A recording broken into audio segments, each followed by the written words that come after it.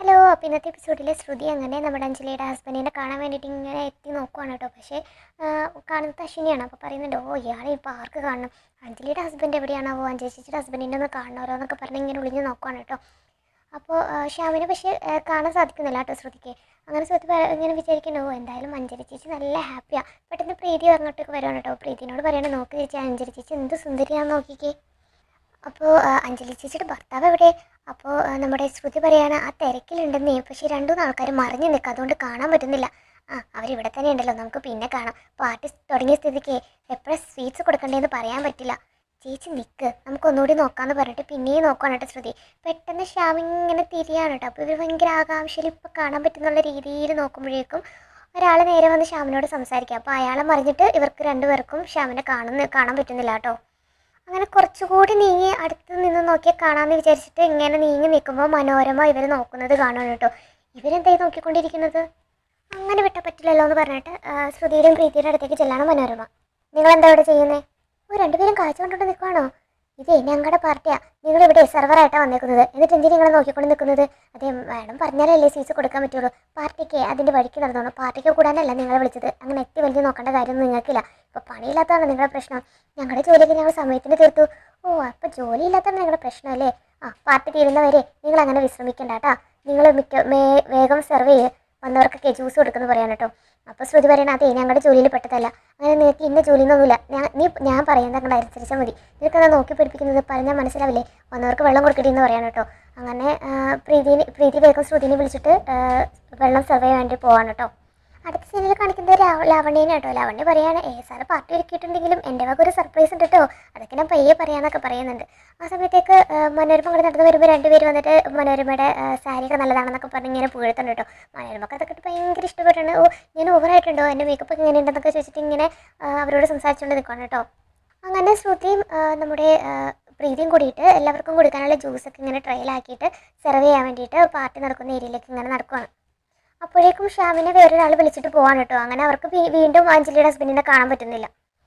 ശ്രുതി നേരെ സെർവ് ചെയ്യാൻ വേണ്ടിയിട്ട് ഡ്രിങ്ക്സ് ഒക്കെ ആയിട്ട് നേരെ ചെല്ലുന്നത് അശ്വിൻ്റെ മുമ്പിലേക്കാണ് കേട്ടോ. അശ്വിനെ അപ്പോൾ ദേഷ്യപ്പെട്ട് ഇങ്ങനെ ശ്രുതിനെ നോക്കുകയാണ്. ശ്രുതി എന്ത് ചെയ്യണമെന്ന് അറിയാതെ ഇങ്ങനെ നിൽക്കുകയാണ് കേട്ടോ. ശ്രുതി ഇങ്ങനെ പെട്ടെന്ന് ധൈര്യം സംഭരിച്ച് വലിയ മൈൻഡൊന്നും വെക്കാതെ പെട്ടെന്ന് ജ്യൂസും കാര്യങ്ങളൊക്കെ ആയിട്ട് അങ്ങനെ നടന്നു പോവാണ്. ഇതിനിടയിൽ പ്രീതി കാർത്തികിനെ കാണുന്നുണ്ട് കേട്ടോ. അപ്പോൾ കാർത്തികിനോട് വിശേഷമൊക്കെ ചോദിക്കുന്നുണ്ട്, എന്തൊക്കെയുണ്ട് വിശേഷം, സുഖമാണെന്നൊക്കെ ചോദിക്കുന്നുണ്ട്. അതിനിടയ്ക്ക് പ്രീതി പറയുന്നുണ്ട്, അത് സാറ് ശ്രുതിയുടെ കയ്യിൽ കൊടുത്തിട്ട് ഷോളില്ല, അതെനിക്ക് വളരെ ഇഷ്ടമെന്ന് പറയുന്നത്. ഇതൊക്കെ കേട്ടിട്ട് മനോരമ നിൽക്കാണ് കേട്ടോ. ഓഹോ ഇതിൻ്റെ അടുക്ക് അതും നടന്നു, ഇതൊക്കെ എപ്പോൾ നടന്നു, ഇത് ശരിയാവില്ല, ഇതിനെന്തെങ്കിലും ചെയ്താൽ പറ്റുള്ളൂ.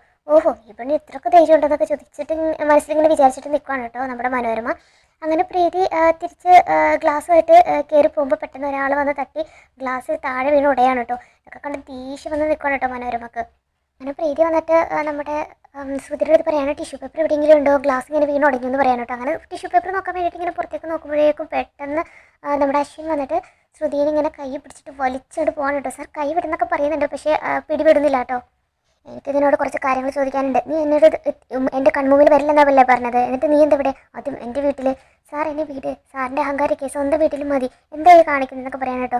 അതെ ഇത് എൻ്റെ വീടാ, ഞാൻ ചോദിച്ചതിന് നീ ഉത്തരം പറ, എന്നിട്ട് നീ മര്യാദ പഠിപ്പിക്കാൻ വന്നാൽ മതി. ഇനി ഒരിക്കലും എൻ്റെ കൺമുന്നിലേക്ക് വരൂല എന്ന് പറഞ്ഞാൽ നീ പിന്നെ എന്തിനും ഇങ്ങോട്ടേക്ക് വന്നു, കമോൺ ആൻസർ മീ എന്നൊക്കെ പറയാൻ കേട്ടോ അശ്വിൻ. ശ്രുതി അപ്പോൾ ദേഷ്യപ്പെട്ട് ഇങ്ങനെ അശ്വിൻ്റെ കണ്ണിലേക്ക് തന്നെ ഇങ്ങനെ നോക്കുകയാണ്. അശ്വിൻ ഇങ്ങനെ കണ്ണിലേക്ക് തന്നെ നോക്കുകയാണ് കേട്ടോ. പെട്ടെന്ന് ലാവണ്യ അങ്ങോട്ടേക്ക് വരികയാണ്. സാർ നീ എന്താ ഇവിടെ വന്ന് നിൽക്കുന്നേ? കാർട്ടൂൺ ബേബി നീ ഉണ്ടായിരുന്നു ഇവിടെ? എന്താ സാർ എന്താ പ്രോബ്ലം എന്നൊക്കെ ചോദിക്കാൻ കേട്ടോ. കാർട്ടൂൺ ബേബി എന്തെങ്കിലും മണ്ടത്തരം കാണിച്ചോ? അപ്പോൾ ഒന്നും മിണ്ടാനാവാതെ നിൽക്കുകയാണ് കേട്ടോ അശ്വിനും ശ്രുതിയും. അപ്പോൾ ശ്രുതിയുടെ അടുത്ത് ചോദിക്കുകയാണ്, നീ എന്താ ഇവിടെ നിൽക്കുന്നേ, ഗസ്റ്റിനൊക്കെ വെൽക്കം ഡ്രിങ്ക് സെർവ് ചെയ്തോ എന്ന് ചോദിക്കുകയാണ്. അങ്ങനെ ശ്രുതി പെട്ടെന്ന് അങ്ങോട്ടേക്ക് പോവാണ് കേട്ടോ. ലാവണ്യ അങ്ങനെ അശ്വിനെ വിളിച്ചിട്ട് ഗസ്റ്റുകൾ തിരക്കുന്നുണ്ടെന്ന് പറഞ്ഞിട്ട് പാർട്ടി നടക്കുന്ന സ്ഥലത്തേക്കും പോവാണ്. അങ്ങനെ ശ്യാമാണെങ്കിൽ ഇതിനിടെ കൂടെ ഗസ്റ്റിനെയൊക്കെ കണ്ട് തിരിച്ചു വരുമ്പോൾ കാണുന്നത് ഇങ്ങനെ ശ്രുതിനെയാണ് കേട്ടോ. പെട്ടെന്ന് ശ്യാമ് ഞെട്ടുവാണ് ശ്രുതിനെ കണ്ടിട്ട്. എന്ത് ചെയ്യണമെന്ന് അറിയാതെ ഇങ്ങനെ തിരച്ച് നിൽക്കണം കേട്ടോ. പക്ഷേ ശ്രുതി ശ്യാമിനൊന്നും കാണുന്നില്ല കേട്ടോ. പെട്ടെന്ന് രാമൻ ചേട്ടൻ വന്നിട്ട് പറയാണ്, കുട്ടി കേക്ക് കട്ട് ചെയ്യുന്ന സമയം നമുക്ക് കേക്ക് എടുത്തിട്ട് വെക്കാലോ എന്ന് പറഞ്ഞിട്ട് ശ്രുതിനെ വിളിച്ചിട്ട് അങ്ങോട്ടേക്ക് കൊണ്ടുപോവാണ്. അപ്പോഴേക്ക് അഞ്ജലി വന്നിട്ട് ശ്യാമിനെ വിളിക്കണം കേട്ടോ. എന്താ ഏട്ടാ വല്ലാതിരിക്കുന്നേ? ഒന്നുമില്ല ചേട്ടനെ എൻ്റെ ഫ്രണ്ട്സ് തിരക്കുന്നുണ്ട്, ഞാൻ ദേ വരുന്നു എന്ന് പറയാൻ കേട്ടോ. അപ്പോഴേക്ക് ശ്യാമിന് ഒരു കോൾ വരാൻ കേട്ടോ. എന്നിട്ട് അപ്പോൾ ശ്യാം പറയാണ്, അതെ ഞാൻ ഈ കോളൊന്ന് അറ്റൻഡ് ചെയ്തോട്ടെ, എൻ്റെ ഒരു ഫ്രണ്ടാണെന്ന് പറഞ്ഞിട്ട് അങ്ങനെ ഫോൺ വിളിക്കാനായിട്ട് ഒരു സൈഡിലേക്ക് പോവാണ്. ഇതിനിടയ്ക്ക് ലാവണ്യയുടെ ഫ്രണ്ട്സിൻ്റെ അടുത്ത് പറയേണ്ട കേക്ക് കട്ടിങ് തുടങ്ങി കഴിഞ്ഞാലേ നമ്മൾ അത് കഴിഞ്ഞിട്ട് ഡാൻസ് തുടങ്ങും. ഇതാണ് അഞ്ജലി ചേച്ചിക്കും ശ്യാമേട്ടനും നമുക്ക് കൊടുക്കാൻ പറ്റുന്ന സർപ്രൈസ്. സോങ് ഏതാണെന്നൊക്കെ പറഞ്ഞിട്ടുണ്ടോ, അതൊക്കെ തന്നെ സെറ്റാക്കിയിട്ടുണ്ട്, നമുക്ക് അടിച്ച് പൊളിക്കാമെന്ന് പറയാൻ കേട്ടോ. അപ്പോൾ സുഭദ്രാമ വന്നിട്ട് ചോദിക്കണം, എന്താ ലാവണ്യ, എന്താ നിൻ്റെ ഉദ്ദേശം? അത് ഞങ്ങൾ കേക്ക് കട്ടിങ് ചെയ്തിട്ട് ഒരു ഡാൻസ് പാർട്ടി പ്ലാൻ ചെയ്തിട്ടുണ്ട്. അപ്പോൾ സുഭദ്രാമ പറയാണ്, അതെ അതൊന്നും ഇവിടെ പറ്റില്ല, ആ മാതിരി പേക്കൂത്തൊന്നും ഇവിടെ വേണ്ട. അല്ലാതെ തന്നെ ഇവിടെ എല്ലാവരും ആസ്വദിക്കുക ആഘോഷിക്കുകയൊക്കെ ചെയ്യുന്നുണ്ട്. ലാവണ്യ, ഈ കുടുംബത്തിന് ഒരു സംസ്കാരമുണ്ട്, അതിന് ചേരാത്ത ഒന്നും ഇവിടെ ഉണ്ടാവാൻ പാടില്ല എന്നൊക്കെ പറയാൻ കേട്ടോ. പണ്ട് ഇതൊന്നും ഇഷ്ടപ്പെടാതെ നിൽക്കണം. അപ്പോൾ അഞ്ജലി വന്നിട്ട് ചോദിക്കാൻ, എന്താ മുത്തശ്ശിയുടെ പ്രശ്നം? അതിന് കേട്ടില്ല, ഇവൾ ഈ കോലത്തിൽ നിന്നിട്ട് ഇവളും കൂട്ടുകാരികളും കൂടിയിട്ട് തുള്ളി കളിക്കാൻ പോവാണെന്ന്, ഡാൻസ് അത്രേ, ആ പരിപാടിയൊന്നും ഇവിടെ പറ്റില്ലെന്ന് പറഞ്ഞേക്കെന്ന് പറഞ്ഞിട്ട് സുഭദ്രാമ അങ്ങോട്ടേക്ക് പോവാണ് കേട്ടോ. അപ്പോൾ അഞ്ജലി ആശ്വസിപ്പിക്കേണ്ട, സാരമില്ല കേട്ടോ, മുത്തശ്ശിക്ക് അതൊന്നും ഇഷ്ടമല്ല, അതുകൊണ്ടാണ്. പക്ഷേ ചേച്ചി, ഞാൻ നിങ്ങളോട് വാക്ക് പറഞ്ഞതല്ലേ, അതൊന്നും സാരമില്ലെന്നേ, ഞങ്ങളോടല്ലേ കുട്ടി പറഞ്ഞത്. അങ്ങനെ അഞ്ജലിയും അവിടെ നിന്ന് പോവാണ്. ഇതൊക്കെ കിട്ടി ദേഷ്യം വന്ന് നിൽക്കണല്ലോ അവനെ, ഈ കിളവിക്ക് എന്തൊരു കേടാ, ഒന്നാമത് പാർട്ടിയായിട്ടൊരു ഡ്രിങ്ക്സ് പോലില്ല, അതിൻ്റെ വിഷമം തീർക്കാൻ വേണ്ടിയിട്ട് ഒന്ന് ഡാൻസ് ചെയ്യാന്ന് വെച്ചാൽ അതിനും ഈ കിളവി സമ്മതിക്കില്ല. നിനക്കിപ്പോൾ ഡ്രിങ്ക്സ് കിട്ടിയ എല്ലാ വിഷമം മാറുമെന്ന് ചോദിക്കാൻ കേട്ടോ ഫ്രണ്ട്സ്. പാർട്ടിയിൽ നിനക്കത് മസ്റ്റാണെന്ന് ഞങ്ങൾക്കറിയില്ലേ, നിനക്ക് വേണ്ടിയിട്ട് ഞങ്ങളത് കയ്യിൽ കരുതിയിട്ടുണ്ടെന്ന് പറയാൻ കേട്ടോ. അങ്ങനെ ബാഗിൽ നിന്ന് ഡ്രിങ്ക്സ് എടുത്തിട്ട് നമ്മുടെ ലാവണ്യക്ക് കൊടുക്കുകയാണ്. പക്ഷേ നീ അത് എവിടെ വെച്ച് കഴിക്കും? അതൊന്നും പ്രശ്നമൊന്നുമില്ല, നമുക്കതിനൊക്കെ വഴി ഉണ്ടാക്കാമെന്ന് പറയാൻ കേട്ടോ. അങ്ങനെ അഞ്ജലി ഇങ്ങനെ ശ്യാമിനെ നോക്കി നിൽക്കുമ്പോൾ ശ്യാമിൻ്റെ കോൾ വരാൻ കേട്ടോ. അതേ, ഒരു സോറി പറയാൻ വേണ്ടിയിട്ട് തന്നെ വിളിച്ചത്. എനിക്ക് വന്ന കോൾ എൻ്റെ ഫ്രണ്ടിൻ്റെ നമ്പറിൽ നിന്നാണ്. അവനൊരു ആക്സിഡൻറ്റ് പറ്റി സീരിയസ് ആയിട്ട് ഹോസ്പിറ്റലൈസ്ഡാണ്, ഞാൻ അങ്ങോട്ടേക്ക് പോകാമെന്നൊക്കെ പറയാൻ കേട്ടോ. അപ്പോൾ അഞ്ജലി വിഷമിക്കുന്നു, ശ്യാമേട്ട അത് ഈ സമയത്ത് എനിക്ക് നിൻ്റെ കൂടെ ഉണ്ടാവണമെന്ന് ആഗ്രഹമില്ലാഞ്ഞിട്ടല്ല, അവനിവിടെ അധികം കോണ്ടാക്ട്സ് ഒന്നുമില്ല. ഇപ്പോൾ ഹോസ്പിറ്റലിൽ നിന്ന് എന്നെ വിളിച്ചത്, ഞാൻ ചെല്ലാതിരുന്നാൽ അത് അവനോട് കാണിക്കുന്ന ക്രൂരതയായി പോവും, പ്ലീസ് മോളെ നീ എന്നൊന്ന് മനസ്സിലാക്കുന്നൊക്കെ പറയാൻ കേട്ടോ. അഞ്ജലിക്ക് അപ്പോൾ സങ്കടം വന്നിട്ട് കണ്ണൊക്കെ നിറയാൻ കേട്ടോ. നീ വിഷമിക്കരുത്, ഹോസ്പിറ്റലിലെ കാര്യമൊക്കെ ഡീൽ ചെയ്തിട്ട് ഞാൻ എത്രയും പെട്ടെന്ന് മടങ്ങിയെത്താം. പോകുന്നത് എനിക്ക് ഇഷ്ടമല്ലെങ്കിൽ ഞാൻ പോകാതിരിക്കാം കേട്ടോ. അപ്പം അഞ്ജലി പറയണം, അയ്യോ അത് വേണ്ട, ചേട്ടൻ്റെ സുഹൃത്തിൻ്റെ കാര്യമല്ലേ, പാർട്ടിയൊക്കെ വലുത് ഒരാളുടെ ജീവനല്ലേ, ചേട്ടൻ പോയിട്ട് വന്നാൽ മതി, വരുന്നത് വരെ നീ സങ്കടപ്പെടരുത്, അങ്ങനെ ഉറപ്പ് തന്നാൽ മാത്രമേ ഞാൻ പോകുള്ളൂ എന്ന് പറയാൻ കേട്ടോ. ഇല്ല ചേട്ടാ, എനിക്ക് വിഷമമൊന്നുമില്ല, ചേട്ടൻ പോയിട്ട് സുഹൃത്തിൻ്റെ കാര്യമൊക്കെ അന്വേഷിച്ചിട്ട് വന്നാൽ മതി എന്ന് പറയാൻ കേട്ടോ അഞ്ജലി. അങ്ങനെ അഞ്ജലി സങ്കടത്തോടെ നിൽക്കുമ്പോൾ നമ്മുടെ അശ്വൻ വന്നിട്ട് ചോദിക്കേണ്ട, ചേച്ചി എന്ത് പറ്റി, ശ്യാമേട്ടനെവിടെ? ചേട്ടൻ അത്യാവശ്യമായിട്ടൊന്ന് പുറത്തു പോയിരുന്നു ഈ സമയത്തോ, അത്രയ്ക്ക് എന്താ അത്യാവശ്യം? അതിന് നീ ടെൻഷൻ ആവേണ്ട, ചേട്ടൻ്റെ ഒരു ഇൻറ്റിമേറ്റ് ഫ്രണ്ട് ആക്സിഡൻ്റ് ആയിട്ട് ഹോസ്പിറ്റലൈസ്ഡാ, സോ ചേട്ടൻ അങ്ങോട്ടേക്ക് പോയതാ, അയാൾക്ക് ഇവിടെ പരിചയക്കാരും ഇല്ലെന്നൊക്കെ പറയാൻ കേട്ടോ. അശ്വൻ പറയാൻ, എന്നാൽ പിന്നെ ചേട്ടൻ വന്നിട്ട് കേക്ക് മുറിക്കാം. അതുവരെ വെയിറ്റ് ചെയ്യേണ്ട കുഞ്ഞാ, ആൾക്കാരൊക്കെ വല്ലാണ്ട് മുഷിയും, വാ. ആൾക്കാരുടെ കാര്യമൊക്കെ വിട്ടേക്ക്, എനിക്ക് ചേച്ചിയുടെ കാര്യം അറിഞ്ഞാൽ മതി. ഒറ്റയ്ക്ക് കേക്ക് കട്ടുമ്പോൾ ചേച്ചിക്ക് വിഷമാവില്ലേ?